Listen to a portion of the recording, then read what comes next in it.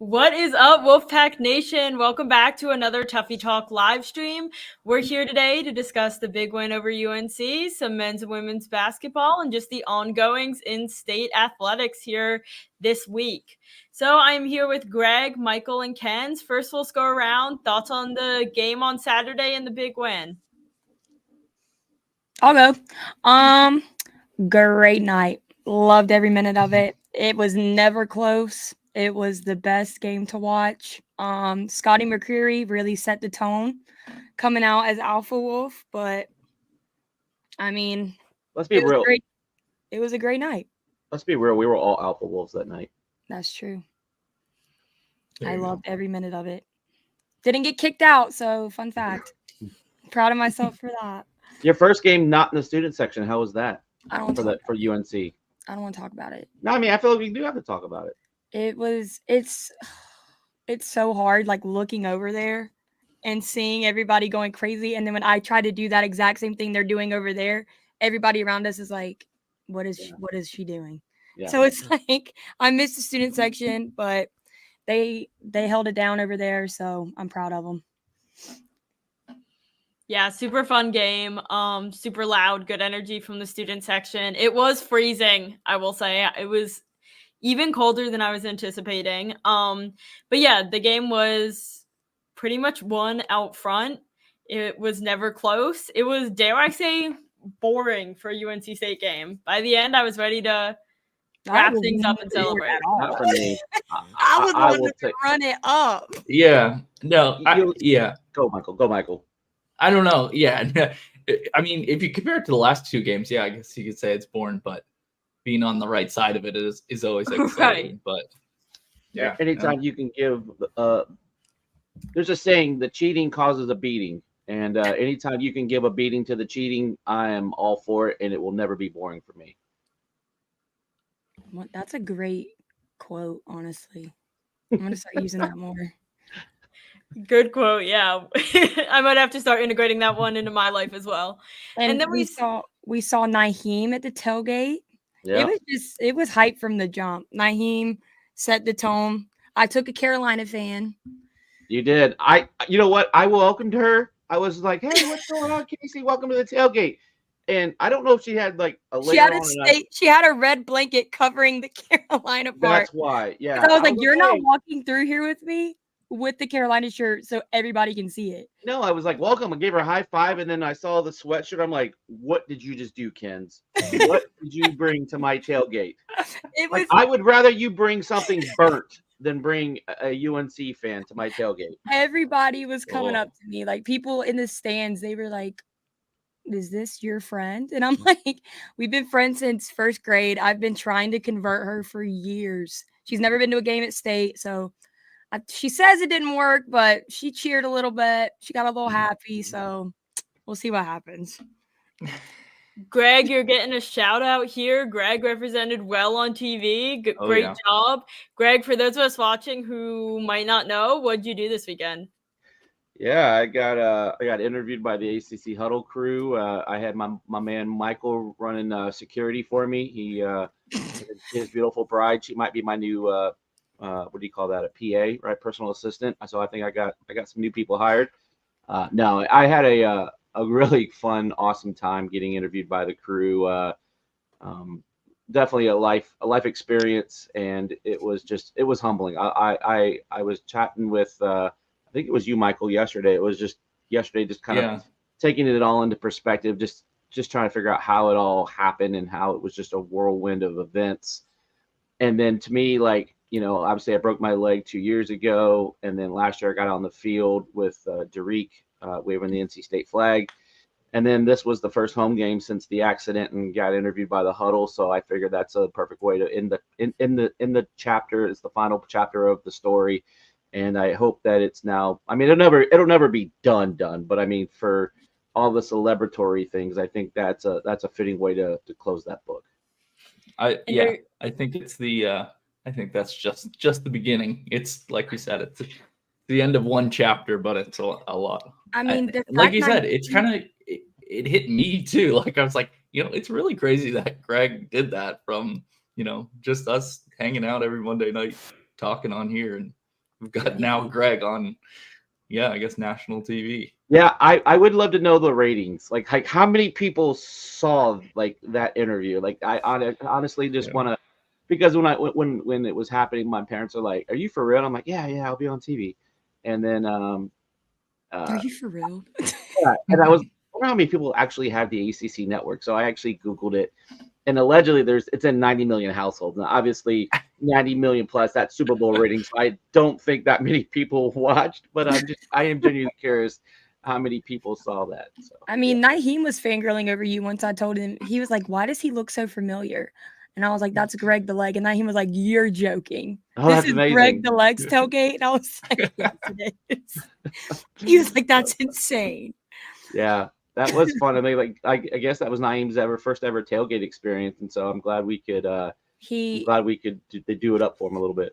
Yeah, he walked over and he said, "This tailgating thing is not for the weak." I guess he's never experienced a state tailgate before, so he was like, "This is like state fans are different." And he's like, "I always knew they were different, but seeing what happens before y'all come into the stadium, now I know why everybody's so crazy." That's what he said. So yeah. Oh yeah, my friends from school, like my UNT friends, will be like, "When are you going to the next state game? Can we come to the tailgate with you?"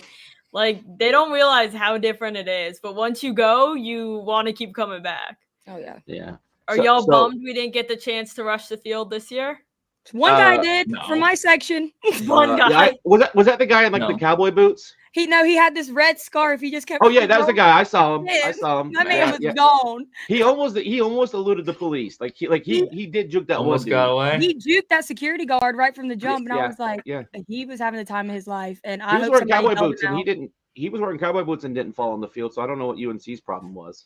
That's what I'm saying. I mean, but hey, if they get their butts kicked like they did, of course they're gonna whine and say that there was a reason. You know what I'm saying? So. Yeah. Hey, real quick before I know we've got to talk about the game, but I mean, we do have to talk about the whole experience of everything. How was your wife's first time at a state game, Michael?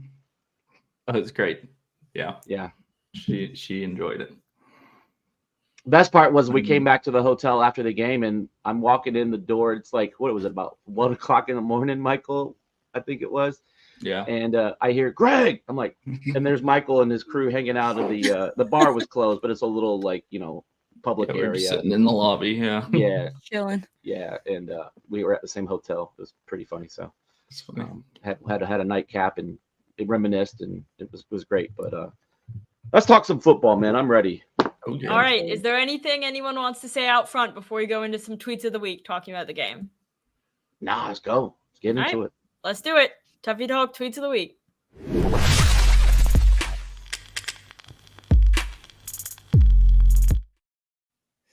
All right, so obviously we got to start with Greg. Like we said, Greg was on ACC Network for the ACC Huddle. Here he is with the whole ACC Huddle gang before the game. Greg, for anyone who's just tuning in or, might not know the story, what happened? How did ACC Huddle reach out to you? What did they want to talk about, and how'd it go? Yeah, so obviously we talked about how it kind of went, but I think it was last Monday or Tuesday. I don't remember what it was. Eric McLean from ACC Network and the ACC Huddle specifically just reached out and said, "Hey, you want to be on TV Saturday night?" And I was like, "What?" And then he sent me the thread. They have a text thread, and they were just kind of talking about it. And I think it was from my tweet last week when I was just screwing around about the Alpha Wolf. Said, "Hey, like if anyone needs an Alpha Wolf for the game, I'm in." And I think the producer had just saw that, and then it just kind of grew and blossomed from there. And next thing I know, I'm getting mic'd up and getting earpieces in my ear. I was like, this is really official, man. Yeah. And I end up on the set and just had a good time with it. I honestly did. I knew the leg would probably be mentioned because they kind of reached out and kind of wanted some pictures and kind of a little background information, and I provided that. But I didn't know like we were going to go around the panel and each of them ask me a different question. So I wasn't prepared for that. And I just leaned into it and just had fun with it. I thought I would be more nervous than I was, but it was shockingly smoothing. It was interesting too, because I was talking to Eric. I was talking to the panel before we went on, and this is kind of a funny story. And I'm from the same town as EJ Manuel, Virginia Beach, and so he went to one of my rival high schools. So we were talking a little junk before the game, and but I did say, hey, look, I always enjoyed watching you from afar, and come to find out his parents lived like 10 minutes from where I used to live, which was kind of awesome. Oh, wow. And then I looked to my right and it said, Eric, like, how was your holiday? And then he kind of paused me. He was like, we're live, and I was like, oh. And so my dad and I were talking last night. He goes, did you ask someone about a holiday? And I was like, what? And I was trying to think. And I was like, oh, yeah. He goes, yeah, I picked that up as soon as they came back live from the commercial. So, but I didn't know. Like, no one said we're going on in 5, 4, like nothing, no lights. I didn't see anything. And I know maybe I was just oblivious to it all because I was in shock. But yeah, funny story. That's funny. Yeah, that is funny. But very cool personal experience for our Tuffy Talk group here. And then obviously the game itself, like we said, it was NC State all the way the whole time. We have our grown-ass man, Brennan Armstrong, here with the Manning Award Star of the Week. How do y'all feel about the way Brennan finished out his, college career, regular season here at Carter Finley, and just kind of how people have responded to him being back? I loved how this game went for him because, the game before, he's balled out the past few games, don't get me wrong. But, like, the last home game didn't really go his way. He got replaced right after. So it was a storybook ending for him, and I'm really glad that he excelled in that. And I think the weeks leading up to that made more people pay attention to him. So the fact that he just went out and did his thing and showed everybody, like, this is who I am. The first few games weren't. This is the type of offense I thrive in. I think that was a perfect way for his senior night to go. I'm ready for him to see what he does during the bowl game. And, he is a grown-ass man. That's all I have to say about that. I think he put an exclamation point on grown-ass man. Like, I think it was there, but grown-ass man. Yeah. Speaking of bowl games, what are everybody's hopes / predictions? Greg just messaged me and said he's heard about. Yeah, I keep hearing Pop-Tarts. That's popping pretty. That's popping pretty hot. Obviously, the Orange Bowl is still out there. Michael had a nice tweet, a good breakdown yesterday on that. It was. I think you're better off hitting the lottery or that's a serious parlay, Michael. Right? Like, you had a great parlay ticket with all the scenarios.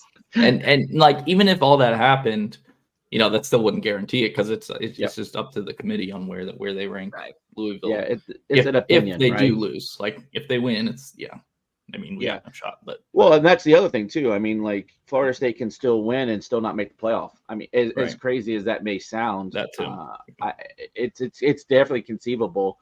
But the things you could have some serious chaos with all the championship weekend stuff. If Bama beats Georgia, is that enough to knock Georgia down? If Michigan were to lose to Iowa, that would be a serious upset. Like, you could have some serious chaos. And Texas, if Texas wins, they'll be 12-1. And if Alabama wins, they'll be 12-1. But Texas beat Alabama, so this year is, I feel like going into the last weekend. Usually, it's kind of sorted itself out going into the last weekend, but it's still wide open going into the conference championship. And Bama almost lost. They did a miracle Hail Mary on 4th and goal from like the 30-yard line. Like, how crazy was that? Yeah. And I know that's not state related, but it kind of is, right? Because it all ties back to us. Obviously it's going to be somewhere warm, right? And I think we'll all be glad about that. Yeah, exactly. Here in the chat, HS says Jerry Palm had us in Tampa versus LSU. Carson says Louisville lost to an unranked team. They'll go down to 15 or 16. We'll go up to around 18 to 20. If FSU blows out Louisville, we get Orange Bowl. Yeah, there's been a lot of talk about that, but regardless, somewhere warm. But bringing the attention back to Brennan, if you can't read the small text here under where it says Manning Award Star of the Week, it says Armstrong, who posts season best in passing yards and touchdowns, directs the Wolfpack to an early 23-0 advantage as it cruises to a 39-20 victory over arch rival North Carolina for its first 5-game ACC winning streak in 50 years. Yeah, like Ken said, this has been kind of a hot streak for Brennan since he came back. Carolina lost. State ends the season on a 5-game win streak, their first ACC 5-game win streak in 50 years. So now we go back to a conversation we had last week. Is this Dorn's best season coaching at NC State? If he gets this 10th win, 100%. Yeah. I mean, that's I think if we win the bowl, there's first 10-win season in years. I mean, yeah, you can technically say we got 10 wins against UCLA, but like to actually earn it, go out there and ball out and earn it, that would make it his best season, I think. Yeah, and again, and it's been well documented. For me, if this is the team that gets to 10, you'd be like, ow. Like, right? That's it. And again, there's no disrespect to this team. This team has fought its behinds off, and they've earned everything they've got, and they bought into.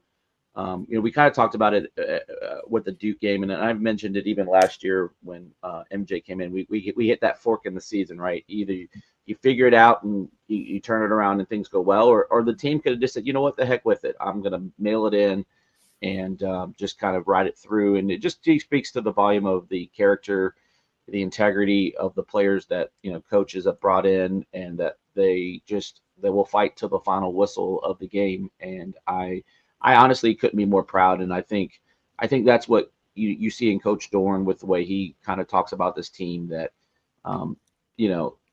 they could have folded. And I'll take even one step further there. It's about the leadership council of this team, right? All those captains that have the C's on their chest. And even if you don't have the C, you have those upperclassmen that said, you know what, we ain't going out like this. You had the Peyton Wilsons, you had the Aiden Whites that have, had some vocal comments and quotes, but I think there's more to it. So it's an amazing turnaround. I think that at the beginning of the season, a lot of people were saying it seemed like it was like our 2019 season. It was like nothing was going our way, nothing was going right. So the fact that this team and the men on this team have overcome so much to be able to completely do a 180 from the beginning of the season, from the bye week to now. It's like 2019, that didn't happen. Years before, that didn't happen. So it's like now you can see the culture as you watch every game and after every game. Like they don't hype themselves up, they hype the team up. Peyton Wilson will call out Brennan Armstrong. Brennan Armstrong will call out Peyton Wilson or Casey. It's like it's never about themselves, and that's not something you see in college football a lot. So this team is really special, and I'm gonna freaking miss them. Yeah, there's a team that, regardless of if you think it's Dorn's best season or not, fought through a lot. A team like, we highlighted this a second ago, people having funerals for the season after the Duke game, and it totally got turned around. So this team has fought through a lot, been through a lot, regardless of whether or not we want to consider it Dorn's best season. But we'll see if they pull off the 10-win season. Before we jump, go back for once. I mean, or you can keep it here. It's not a big deal. No, the kind of thing the whole funeral thing, and we as fans, we want everything to happen, right? We want to win every game, and the players do too. And for people to kind of just crap on the season after one game, I feel like I want to kind of go back and watch the live stream after that episode, and I feel like I wasn't too negative. So I would like to, maybe not lump myself into this conversation, and I'm sure people keep receipts. So if I'm wrong, they will definitely let me know. But I don't think we jumped off the boat or off the bandwagon or the train or whatever vehicle apparatus you want to refer to. I just think it was like, it didn't look good. I mean, you had the Louisville and then you had the Duke game back to back, and the offense was going nowhere fast. But I still think we were still positive. Does anybody remember? I don't know. Yeah, go ahead. We mainly talked about like it going. You could go one way. Yeah, I think that's the same. Because I use that analogy a lot. I kind of beat it to death, but because I think we, at least on this channel, and we get called out for it, and that's fine. But we try to stay as positive and level-headed set as we can, because we do know, like, that was literally the fourth, fifth game of the season. There was so much still to play for. Now it could have gotten really ugly fast, right? And I feel like that's probably where a lot of people were thinking, because you saw the upcoming schedule. You're like, there's no way we're running the table on this, man. Like, there's just no way. If you would have told me after the Duke game we were going to win out, I would have said you're crazy. I think, like if you looked at like the ESPN, they do a FPI predictor. I think it was I want to say less than 2%, maybe even less than 1% chance of like winning 5 in a row to start the season. So, or to end the season. Yeah, like Ken said after that Duke game, we were saying this could go one of two ways. That bye week kind of split our season in half, and obviously for the better. Like we said with this, it was the first 5-game ACC winning streak in 50 years for State, which is wild. I also did not realize that. So that's a crazy stat to have there. Yeah, I'm old and I'm not even that old. Like that's insane. Yeah, that is crazy. Okay, ACC Players of the Week. There are 9 players. NC State gets 4 of these awards. For quarterback for Brennan Armstrong. Casey Concepcion is both Rookie of the Week and Receiver of the Week.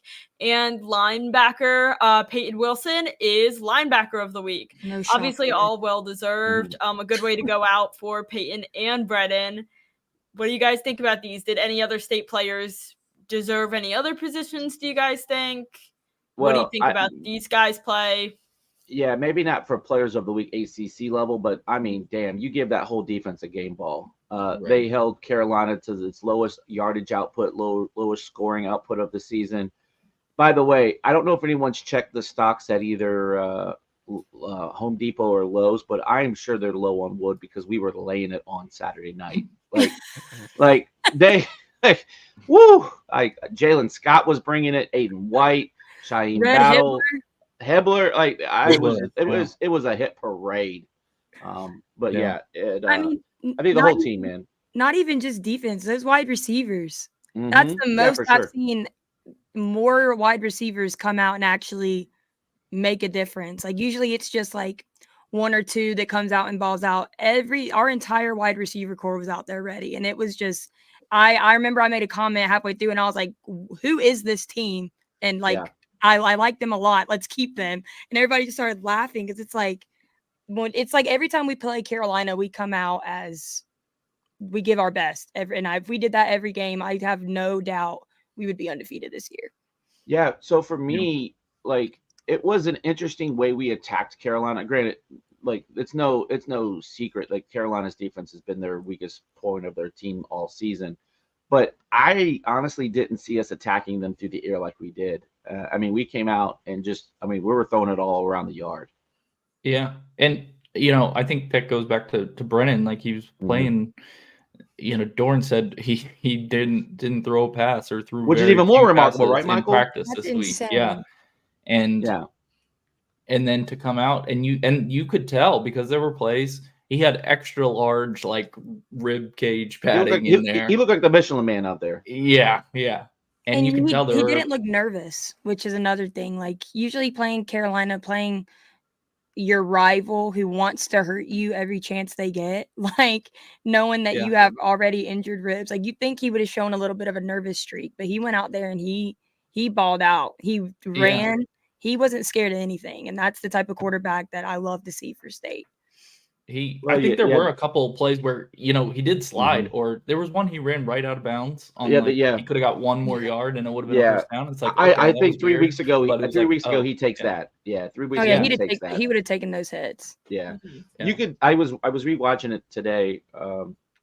There was one. In fact, it was the hit on the late hit that he took on the Kevin Concepcion catch and run. You could just see it in his eyes, in his mouth. He was like, "Oh gosh, that one really hurt." Yeah. So he's a gamer. I think, every game, when we talked about it on the preview last week, every game kind of has a name, right? Associated with the player. Not that he already hadn't been redeeming, himself, but I think you call it the Brennan Armstrong redemption game. I don't know if you have a better name for it, just because we did dominate so much.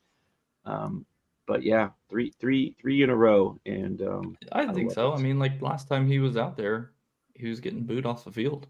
Yeah, that's true, right? Because that was when he was a starter. because he Against did run a Louisville. couple of those players. Yeah. And then came in against Marshall. Yeah. And didn't Yeah. do great. That didn't go so well. What Yeah. Droop just said And- is 100%. You could tell that he was really mad that he had to Yeah. be cautious and had to Yeah. be like, he did not want to run out of bounds. He did not want to slide. He would get up every time and be like, you could just see He it on his did, face. yeah. He wanted to take out Cedric Gray. Like, he did. And I Yeah. wish he would have.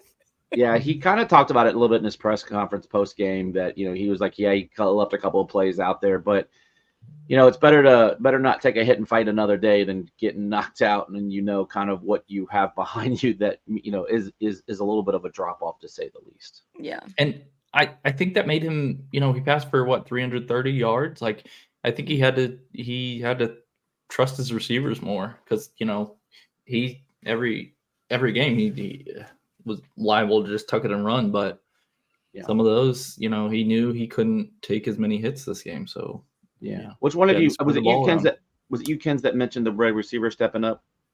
Yeah. Yeah, I mean the Rosner. I was getting ready to say that Rosner catch where he towed like it literally looked like it looked like Brandon was throwing that one out on the sidelines and somehow the little toe tap. Yeah, Rosner's got. I mean, he's got good length, and so he was able to just kind of get a hand up on it and drag that toe. Keanu Lassane making plays. Unfortunately, Anthony Smith, who's now in the transfer portal, I don't know if we're going to talk about that, had some nice plays with his hands. Dakari Collins, man, he's really shown out the last month of the season, starting that Wake Forest game. I'm excited for him going forward in the future. Corey Smith's tweet after that touchdown was my favorite when he said, "Yeah, what was it?" He was he said, that looks really familiar. Someone wearing 86 for State catching over a DB that should be intercepted, and he tagged Emeka in it. And I was like, that's amazing. Oh my gosh, that just brings back so many great memories. It was that end zone too, right? No. Opposite end zone. Yeah, that was Kens's. But I was right there. That one too. Yeah, that was Kens's. Yeah, right. Russell and Jimmy here in the chat are asking us to discuss the kicking play at the end of the first half. Yeah, this was interesting. I'm not exactly sure what the ruling here was that made us re-kick it when we came back from the half. Greg, if you want to touch on it. Yeah, from what I understand, it was insane. So obviously that was Kevin Concepcion coming short at the goal line, which I'm not even so sure. Like, they didn't even really review that. Yeah, I don't know why. He broke the plane. Yeah. So there's that. But then they had the fire drill. They call it a fire drill kick, and they all run out of the field. And Porter Rooks stayed on the field. I don't know if he's part of the kicking team or not. I don't know. But he just stayed there because I think he knew he couldn't get off the field on time. Because he was on the opposite side. Yeah. So he stood there. We get the fire drill. We kick it. Time has expired. Here's the part I don't understand is how that's obviously they kicked and everybody runs into the tunnel. I think that's why. Yeah. Yeah, but I don't know how they when they actually flagged it. That's the part I didn't understand. Yeah, I feel like was it a discussion during halftime? Did one of the Carolina coaches come and call it out? You just wonder what happened behind closed doors for them to come out and say that. Right. Yeah, and I'm not so sure that's even a reviewable play. Right. You can't they didn't call it on the field, right? Right. No. Right. You can't review a penalty that wasn't come called. on. We all know how the refs are going to be towards Carolina. They're going to give them whatever little push they can give them. So Russ, that's the best way we can discuss it. I just don't know. We don't know. I've never seen that happen. I mean, ultimately, it didn't matter because we were kicking from the 1 inch line. So I mean, we got them both, so we could have just said, Yeah. Well, and the funny thing too is I've seen them bring them out at halftime to kick an extra point or something like that, back in the old days where they had to kick the extra point. Yeah. Now they just let them call it a game, but this was something completely different. Okay, apparently TV announcers explained that they were able to review it since no other play had happened yet after because it was halftime. Again, I also did not know that this was reviewable, but I guess that was the explanation. Yeah, I'd heard that kind of too when I watched it today, but again, I just didn't think 12 men on the field was a reviewable play. That's just one of those you can't review personal foul, necessary roughness. Like that's not a reviewable penalty. So I guess maybe 12 minutes on the field is. You learn something new every day. Yeah.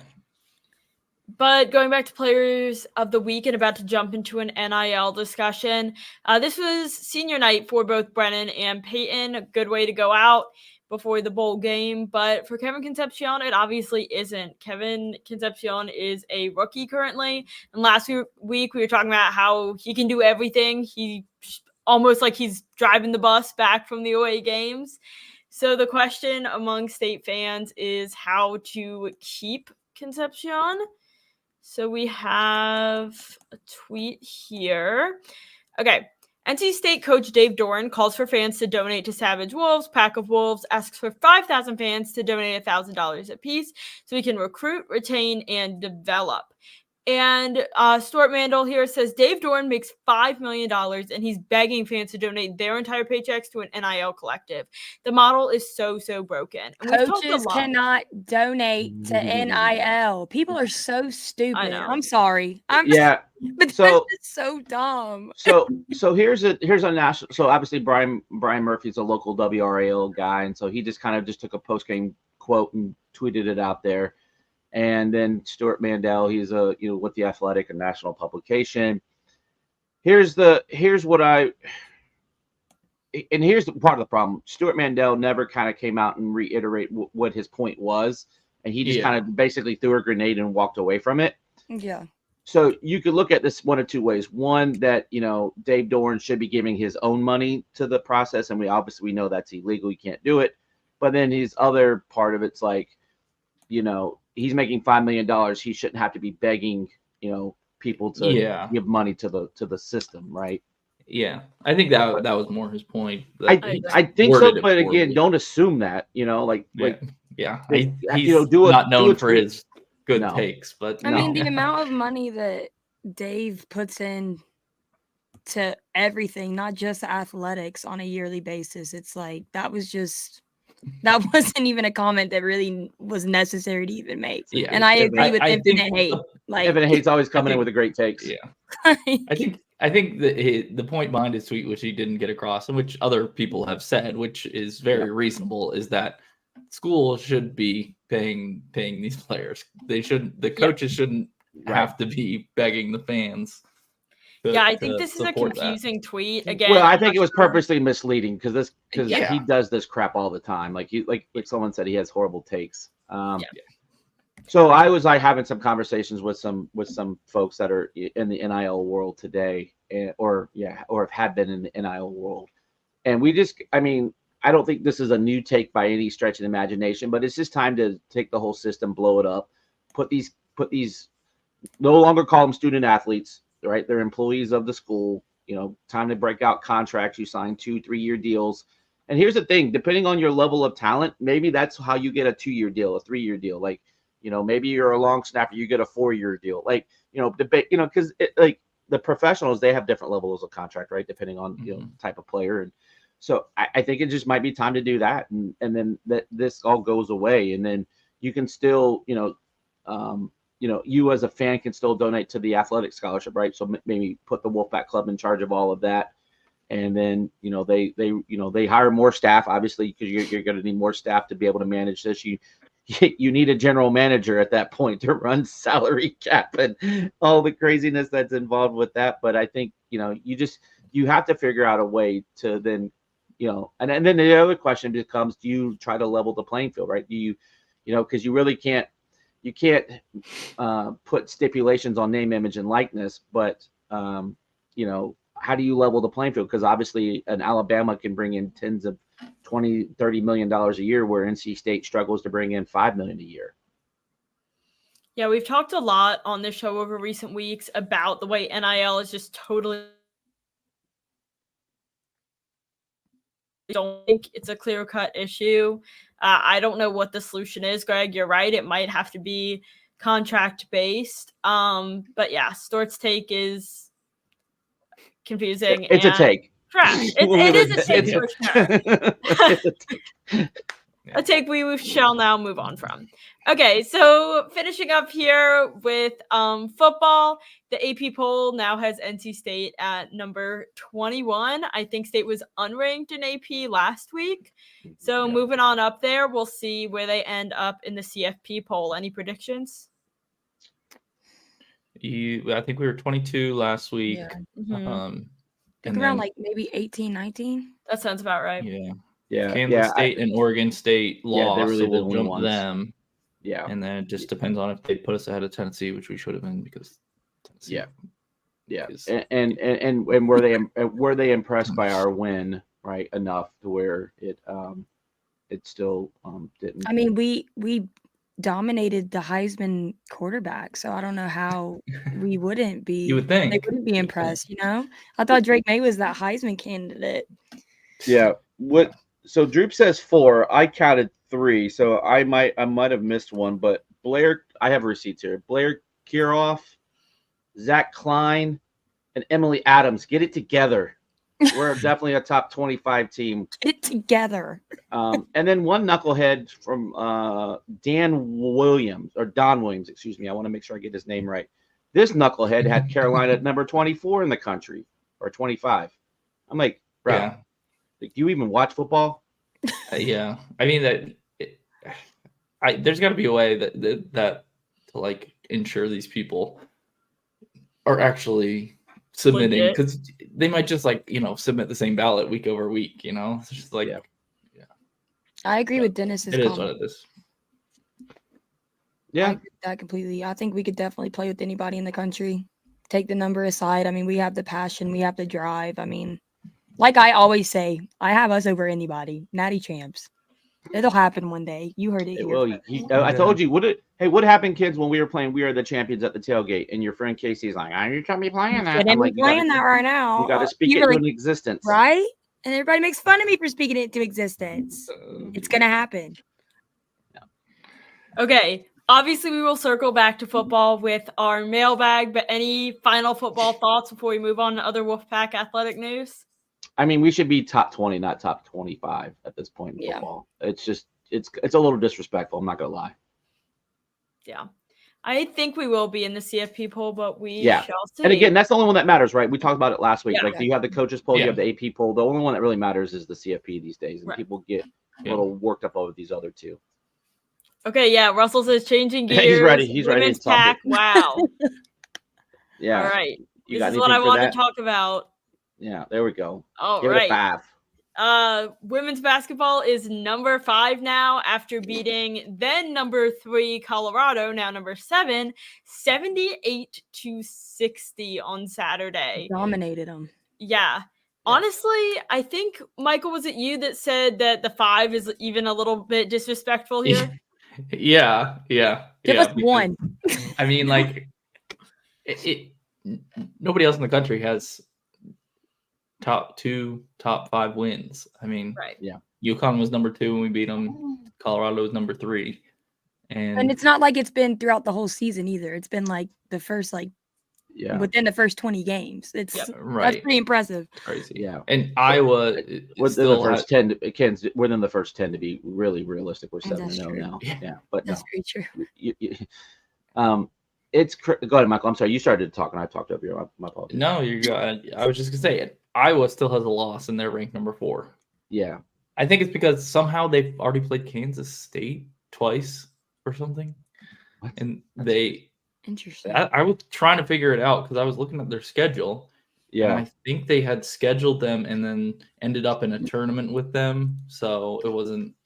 So they like avenged their loss from earlier in the season already. So that's the only reason I can figure that they would be still. Yeah, they lost 65-58 on November 16th, and then they beat them yesterday 77-70. That's wild. So, like, why would you even do that? Like, I don't know, but Kansas State's pretty good, right?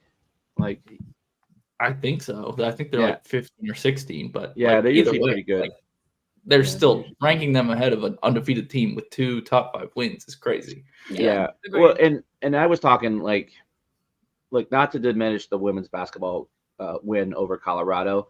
I personally think Colorado's a good team. They got a little overinflated because of the LSU win. and then they kept winning, and then you had some people losing earlier in the season. But to go out and beat them like that on a neutral court is just, a dominating performance, especially down there in the Virgin Islands where you have to create your own energy. Obviously, it was a little bit more of a glorified high school gymnasium they were playing in. It definitely wasn't a crowd at Reynolds. And so for them to go out and just put it like, just, I mean, what I was most impressed with in the Colorado game was River Baldwin. Like, that was her best game, arguably, as a Wolfpack player. 100%. And like, she's such a really good defensive player, and just have her see her come up with that offensive output. It's just like, if you're clicking on that cylinder, watch out, bro. Like, for real. Yeah. James is still doing her thing. Sanaya's doing her thing. Sanaya is different. Yeah, the freshmen are stepping up in key moments. It was a really good tournament too, to get our freshmen in, get them in, and get some action too, and kind of a more relaxed environment. But this team is unbelievable to watch, and to think that they were picked 8th in the league, like, so disrespectful, crazy, so disrespectful. And River they're the highest rated ACC team right now. 100%. Crazy. River Baldwin played 32 minutes, had 24 points, 8 rebounds, and 2 assists. We had 4 players put up double-digit points. 1, 2, 3, 4, 5, 6 players play over 20 minutes.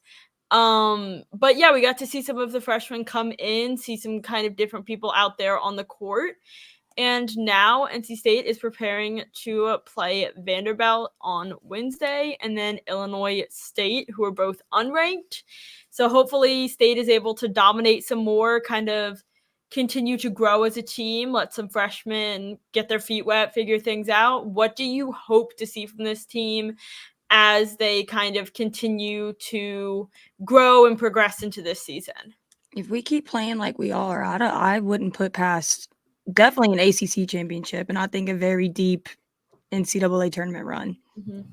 Personally, yeah. I look, you just want to see a team that continues to progress. I think, as they get more time together, you'll start to. Here's the thing: you're starting to see the rotation kind of get built out, and roles are getting more clearly defined, and it's exciting to watch. One thing I want to add is when they play Sunday.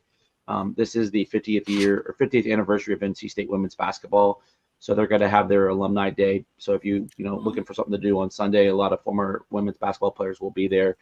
In fact, the coach was it Illinois State? Is that who we're playing on Sunday? Yeah. Vanderbilt. No, I'm sorry, that's Wednesday. Yeah, Illinois State on Illinois State on Sunday. My bad. Yeah, so their head coach was a part of our Final Four team back, I think it was in '98. So it'll be a nice day for women's basketball. So if you're a women's hoop fan, get out there. In fact, we will be shameless plug. We will be having actually, no, wait, I will be at that game. Never mind. There will be no ticket giveaway for that game. I forgot I will be in Raleigh. No, never mind, guys. No, wait, no, actually, I lied. There is a ticket giveaway. It's the following Sunday that I will be in town. So we will be giving away check our tickets social media. We will be giving away tickets for Sunday's game. But Wednesday, Droop says we're playing a 7-0 Vanderbilt, but that record is inflated. Carson says Vanderbilt hasn't played anyone. Yeah, Vanderbilt is still undefeated, but are unranked. Yeah, not worried. Who they not played. based. And, there's no one that jumps out in women's basketball with those names. No. So, but again, it's the ACC SEC challenge for the first time. It's the women's version. Obviously, the men will be taking on Ole Miss, I believe, tomorrow night. Yeah, tomorrow at 9. Yeah, so this is a new thing after 25 years of the Big Ten ACC challenge. We now go to the SEC ACC challenge. Ole Miss doesn't have really many big wins either. They've beat Detroit Mercy and Temple by 1. So yeah. I think we have Detroit Mercy on the schedule later. Yeah, if my memory serves me. So all right. Yeah, it'll be fun. That'll be a good quad 2 victory. Hopefully we can get, because we kind of lost out on a quad 1 on Friday night against BYU or Thug U. Some bull. We'll talk about that, when we get over to mailbag, because I have some thoughts there as well. We talked about cross country a lot last week with the women's cross country winning their 3rd consecutive national championship. And now Caitlin Tui is the NCAA Southeast Region Women's Athlete of the Year. Obviously, we've talked about this. She's the GOAT. She's one of the best NC State athletes, if not the best NC State athlete of all time. Just wanted to highlight this here, especially because we talked last week about how she actually ran sick in the national championship with a 102-degree fever and still came 5th, which is insane. That I'm out only for a 4 week at people- 102 degrees. Right? Exactly. Yeah, that's crazy. Yeah, I would be on the floor. Admit me to the hospital with a fever of 102 degrees, and she's out here coming 5th in nationals. So Yeah. Congratulations to Caitlin. She's the Yeah, GOAT. I would definitely, have my thumb in my mouth, a blinky, and calling my mom, say I need chicken soup. Chicken So soup. for her to do what she did is just unbelievable. Yeah, she is the GOAT. She is the GOAT. Like, Simple. That's all I had to say. Just wanted to highlight her. So congrats. yeah, absolutely. And then checking in with wrestling here. This is the Intermat November 21st individual rankings, which is the most recent. We see here for NC State in different weight classes, we have a number 3, 4, 7, 6, 8, 23, 25, and 13. So that's 1, 2, 3, 4, 5, 6 top 10 players. Yeah, wrestlers. And Go ahead. every weight category is you have somebody in the top 25. That's Absolutely crazy. insane. Yeah. That's crazy. Off week last week. We'll start getting back into it here real soon. We got some duels coming up, and then once we get to after the Christmas break, that's when it really starts to heat up, and it'll get exciting. Season, Yeah. We got Cornell coming up soon. That'll be a good one. But right now it's a lot of just little tournaments and stuff like that. Yeah, but we've talked about there's a really fun team to go watch play. And yeah, every weight class has someone in the top 25. So yeah. Well, absolutely. and the thing is too is like we were in order to kind of qualify for certain things, you had to have so many matches. And so when we were kind of wrestling some of these smaller schools on our schedule the last couple of weeks is when we were up in New York wrestling Army and then Sacred Heart, and then I think it was Binghamton, or I think it was Binghamton that we wrestled. Yeah. You saw a lot of our non ranked wrestlers just trying to get some matches in, and they were dominant. And so to the points that you did kind of see, like, oh, how did they score 6 points or 9 points? Well, those were not our normal rotation guys, and we were still very dominant. So lots to be proud of there. Yeah. Wrestling's heading to the Cliff Keen Invitational in Vegas this weekend. Yep. And then going to Nashville right before the Christmas break. And like you said, after Christmas, we'll see it kind of heat up with ACC wrestling. But this is a team that has just been absolutely dominant and a team that y'all need to keep your eyes on, especially now that football is coming to an end. So with that being said, let's jump over to our Tuffy's mailbag. All right. Okay, so this is what we were talking about, men's basketball. We didn't forget about you. Someone asked in the Discord, have you ever seen a ref show quite like the game on Friday night? I never recap for us what happened Friday night. Ken's, you seem passionate. I never thought I would say that I would I would rather have Teddy Valentine and James Tuffy officiating a game in my entire life. I want to apologize to every negative thing I've said about those two men, because that was just embarrassing. It really was. Yeah. I actually don't think Teddy Valentine is that bad of an official. He makes it about him, but like, the calls he makes are usually pretty consistent. I agree. It makes me so mad. He's not Carl Hess. Yeah. Oh, yeah. Carl Hess is still mad because DJ almost took his head off.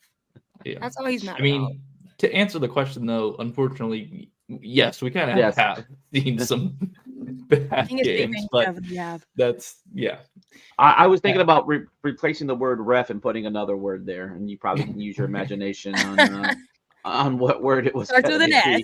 Yes. I mean, but talking about the actual game, like, State played well in the first half. Agreed. They played well in the second half too. BYU was just not missing a shot. You're not going to beat a team that's 80% from three. They were just on fire. Yeah, I mean, the only thing you could have tried to do was defend the 3-point line again, because what was coming. But You know, Yeah. when the shots are falling, they're just falling. Yeah. Yeah. And I mean, Casey Marcel came out second half, balled out. I mean, and Yeah. then having a lot of players ejected is Thrown probably out. also a kind Yeah, of DJ had to play the whole second half. in your Yeah, he momentum. played 35, 36 minutes, and that's not an effective DJ Burns. I don't care if he's lost 30, 35 pounds. Yeah. It's just Yeah. it's going to be a struggle, you know. It's just- And he's not as quick, right? And it's but Middlebrooks is, you know, people can say what they want to say. By the way, I think Middlebrooks is so glad to get out of Las Vegas, and he didn't end up jail because of all those phantom foul. Wait, hold on. No, they just caught another foul on him. I just got worried. It was bad. Yeah, And- somebody put on Twitter and it said, "Welcome to NC State." Yeah, Ben Yeah. Middlebrooks, Yep. you've officially Welcome. entered it. yeah, that's your indoctrination. So in the first half of that game, what? So I was watching it, but I didn't have the volume on. What happened on the flagrant on Casey? How did that? How did they explain that? Yeah, it was a hook and they called hold. the foul on the Called it a hook BYU and guy, hold. and then reviewed it and called a flagrant on Casey. How did that happen? Yeah, they caught him for a hook and hold. They never really gave an explanation other than you saw Casey's face, and as soon as they put the split screen and showed Casey's face, I was like, something. That's not a face of, hey, I'm about to get free throws. That's a face of whoever just said that is stupid. So once they said it, they didn't really give, of course, they didn't show a replay or give an explanation, but that was 4 minutes in, and I saw that. I was like, we're screwed. Yeah, that's crazy. BYU there's a common denominator if there's fights 2 nights in a row with one team. And the fact Yeah, that that's That's what I interesting. said. BYU got in fistfights 2 nights in a row, or And physical altercations, whatever. they didn't get And ejected night 2. Interesting to me. right. And then Yeah. state players and coach get ejected. And I KJ understand the rule. You can't leave the bench, whatever. But who's the common denominator here? My man got ejected on his birthday eve. That's not Yeah. okay. That was funny. The fact that Kevin Keats Jr. got kicked out is like That killed me. When I saw this him walking guy. up, even the commentators were like, Ben Middlebrooks and somebody in sweats is going back to the locker room for state. Yeah. like I KJ Keats is like awesome. That dude ain't fighting nobody. Right? Like, KJ was just there for moral support. Like, he was. He was just standing up for his boys. That's what I I'm respect saying. it. He I wasn't mean, even the even- last person sitting on the bench. Like, Exactly. it wasn't even an aggressive move. Like, here's the thing. I think you No. have to have some discretion and when you call these things. Right. And the other thing was it was immediate timeout. So the Correct. team was coming onto the court already. So it was Yeah. like It was the perfect timing and It the was a perfect dumb storm. game. but I mean, Yeah. even my tweet after that, I love DJ Burns even more because if you just watch his face during that entire altercation, he's just like in his head, he's like, we would destroy everyone. He was not worried. He had this biggest smile on his face. And I was like, Yeah. that's the king. He is not worried Yeah. about nothing. And the thing was, is like their coach, he was just like, I wanted to punch that dude in the face because he was like, yeah. I was like, what do you do? Like, you're egging this thuggery on. It was insane. Thuggery is crazy. Thuggery. And they all look like little frat boys on BYU's team. KJ has heart and stands up for his boys, protect him at all costs. Period. It was my But man's yeah, birthday eve. Ken says you're not going to beat a team who is shooting 80% from three. This is BYU scored 96 points. It was 95, but 45 of them were threes. Like, that is absolutely insane. So I do not think State played bad. I think BYU just could not miss a shot, and there was some interesting altercations and ref work that kind of interfered with this game. I will say that Kevin, I'm proud of Kevin for getting ejected. Like, that was Might as well. Yeah, I saw the first. end of it. That was the most passion I've seen out of him, and like we've always wanted it every season. If the BS call is called, and he shrugs it off. Speaks about it in the post game, but it's like he actually stood up for those boys, and it's like, hey, like that's what we want. We're fine with that. Every fan out here is talking about the team already. It's like, shut up. Like you're not going to beat a team like that. No one is. Simple as that. And by the metrics, I mean, BYU is right now, they're a top 10 offensive and defensive team. They'll probably be ranked when their next poll comes out. When does that come out? Like on Tuesdays? Yeah, or Mondays. I thought it come out today, I thought right? it was today too, but I haven't. Yeah, seen they're not it. ranked. They're not ranked as of right now. Oh. But yeah, I don't know. It was just a weird game, game where the other team was not missing. State's gonna be better against the 3. I mean, just by math, like teams aren't gonna shoot 70% against you the whole time. But and it was like a home game for BYU too. Yeah. Like, yeah. They had. Well, I mean, they're Mormons. They got nothing better to do in Utah. Okay, they're ranked 19 now. Yeah. And now State is preparing to play Ole Miss tomorrow in the ACC-SEC challenge like we were talking about. We're having a watch party for that, so everybody make sure to check out our Discord and plan to tune in. But what exactly are y'all hoping to see from the team as they try to move past this loss and find success in this ACC-SEC challenge? Yeah, I mean, this will be our first really true road game of the season, right? So that's number one, is how do you go and perform? I don't probably expect it to be a hostile crowd. Ole Miss is not a great program, so I don't know how crazy it's going to be. But you obviously want to see them rebound from a loss, and see how they come together. And again, the most important thing is we're not going to have a lot of quality out of conference games, and this is one where we're going to need to get some quad 1, quad 2, whatever it's going to end up being at the end of the season. We have to pad that resume early in the season because we just don't know how the ACC is going to look come play time. Right. Yeah.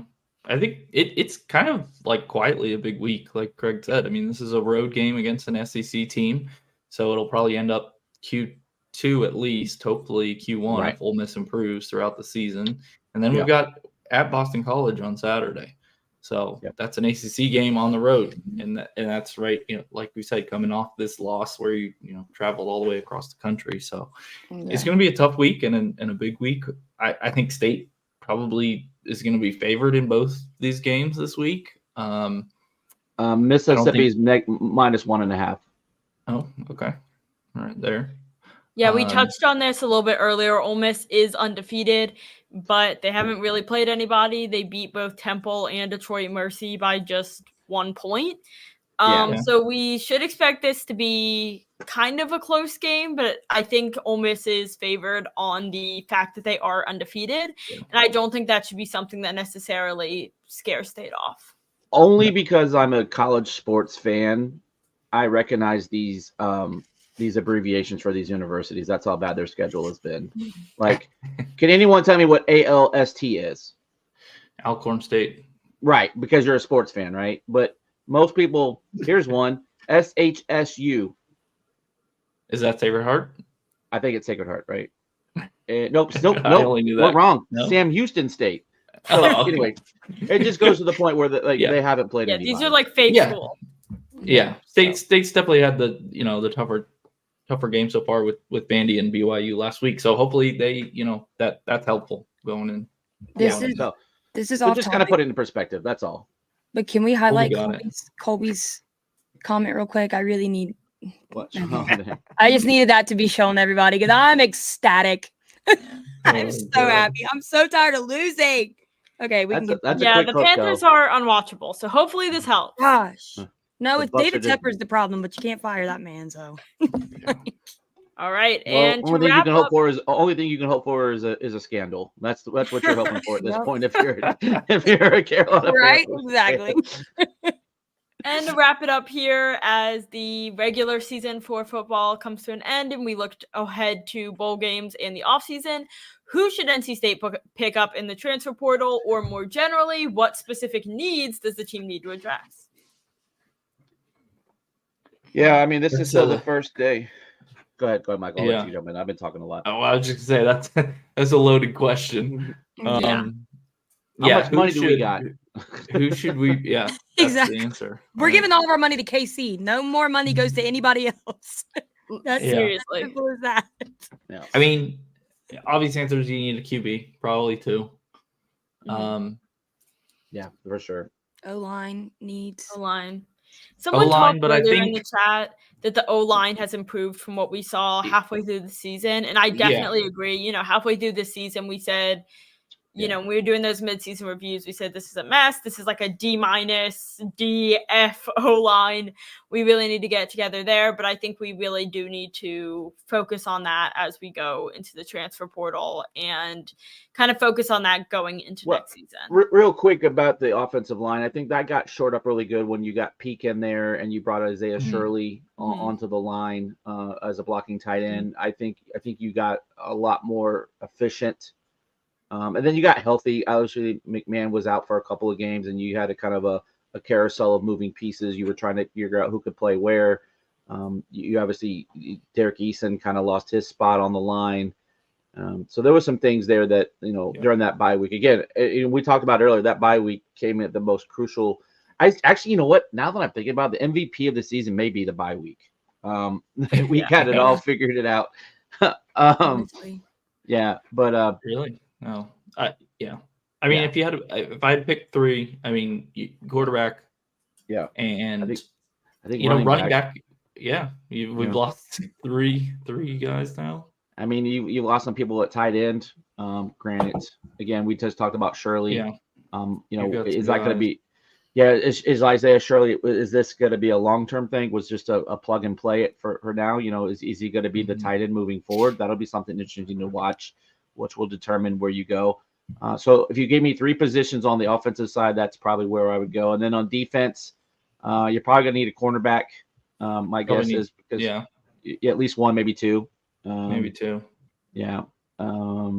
Maybe some D-line help. Again, this is still the first day of the portal, right? And so we don't know what we're going to lose. We haven't heard any right now. We're only hearing depth pieces that are moving. We haven't really lost a starter. And so that will definitely dictate, what directions we go. But I think quarterback is going to be number one, and probably wide receiver. You want to go get Concepcion some help, because he's just not going to be able to hold that volume again. Yeah, I think Paylor coming in will help him with that too. Yeah, for sure. A lot of pressure. Yeah, and if we get Anderson, we hope that still plays out in State's favor. That definitely helps. But Dakari Collins, like we mentioned him earlier, like he looks to be could be a solid contributor next year. I think wide receiver and O-line I'm feeling better about than I was at the beginning of the season. Yeah. But again, I mean, if does Rooks come back? We already talked about Anthony Smith leaving. Is a person like Julian Gray got to leave because, he hasn't got a lot of reps he's been a returner, but he hasn't got a lot of time at actual wide receiver. There could be another 2 to 3 people in that wide receiver room that leaves, right? And we don't really have, we have Paylor, we maybe have Anderson, but those are true freshmen, and it's worked out. Rely on them, right? I mean, it worked out for KC, but that's you want proven commodities, especially at skill positions. Mm-hmm. Yeah, it's still very, very early, so there's a lot to be discussed and kind of be determined in the coming weeks. But for the time being, NC State v. Carolina, regular season is over. We're chasing that bowl game win for the 10-win season. Any final thoughts? Tyler Van Dyke's in the portal. You want him? Yeah. No. Heck no. Somebody take him away. I would never. Ain't no way. Sorry. Dave, stay away from him. Yeah. I mean, we kind of joked and we talk about it enough and shameless plug for Savage Wolves, Pack of Wolves NILs. It's like, I think the last number I saw is they were over $100,000 since the Saturday game. It might even be more than that. That's just kind of an estimate. And obviously Dave, we talked about, his comment. He wants, 500 people at $1,000. That's $5 million. Look, it's a new era. And if you enjoy seeing State win 9 games, 10 games a year, and Christmas, you got to pony up a couple dollars, and we're not saying mortgage the house and or put it all on red, in Vegas if you were out there last weekend. But if you got a few dollars, man, it goes a long way. The minimum is $5, and so they'll take your $5. And I contribute what I can, and I know it's not a thing for everyone, but definitely consider it. And if nothing else, just spread the word. I mean, that helps. Yeah. If you can't donate financially, just drop a tweet, share something on Facebook. like DJ Burns, get your grandma, get your uncle, get Your the neighbor, Walmart, your neighbor's babysitter. get the Walmart greeter, whoever. Let them know we need There you their go. money. So. All right, so yeah, there's the takeaway. NC State beat UNC as 9 wins. If you like to see it, go support your team. And if you like hearing us talk about NC State athletics, make sure that you hit the like button on this, subscribe to this channel, and join us every Monday for our live streams. But we beat Carolina. Go Pack!